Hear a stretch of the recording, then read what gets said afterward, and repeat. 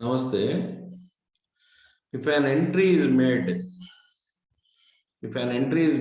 taking credit and another entry is made reversing the earlier entry. This is the situation. If an entry is made taking credit and another entry is made reversing the earlier one, it is as good as not taking the credit at all. It is as good as not taking the credit at all. This is the finding of the Allahabad Sestat in the case of Hamdard. Appellant is Hamdard Laboratories. Further held that this is the only practical way of maintaining separate accounts for some industries such as one of the appellant also. So further finding, this is the only practical way of maintaining the separate accounts for some industries such as the one of the appellant. So dispute is furnace oil. Furnace oil is a common input for manufacturing of taxable goods as well as the exempted goods. Appellant on the basis of daily production is maintaining all the relevant records,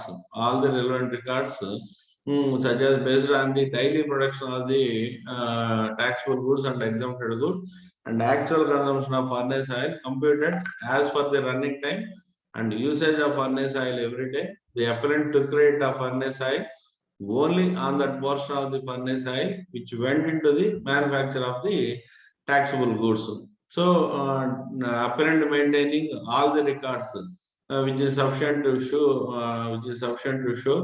that how much is used for the taxable goods and how much is consumed for the exempted goods, etc. But department contention is Rule 6.2 required an assessee to purchase, stock, and use the common inputs separately for use in the manufacture of taxable goods and exempted goods. This is the contention of the department. Assessee must purchase, stock, and use the common inputs separately for using the manufacture of taxable goods as well as the exempted goods. But appellant contention is Rule 6.2 does not show that assessee has the responsibility to show separately purchase, stock, and use separately. But Rule 6.2 only requires separate accounts to be maintained for receipt, consumption, and inventory of inputs and input services used in the manufacture of the taxable final product and exempted product. This is the contention of the appellant. So revenue contended separate stock and use the purchase stock and use should be separately maintained. But appellant contended separate accounts should be maintained for receipt, consumption, and inventory of inputs and input services. So issue before the Honorable Sestat Tribunal, Allahabad.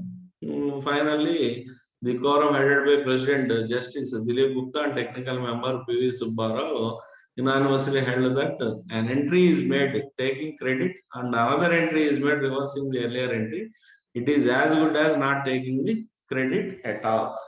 This is final conclusion of the tribunal. Further held that if 100 kg of input is procured and credit is taken on it and thereafter 20 kg is used in the manufacture of exempted goods, debiting 20% of the credit so taken, it would be sufficient as accounting of the inputs separately. So 100 kg purchased and taken credit and only 20 kg is used in the manufacture of the exempted goods.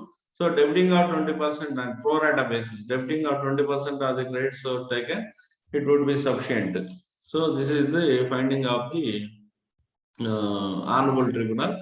This is as per the Senvat credit rules, Rule 6.2 of the CC rules, Senvat credit rules under Central Excise Act. The judgment was delivered under Central Excise Act, but this can be useful for present GST regime also.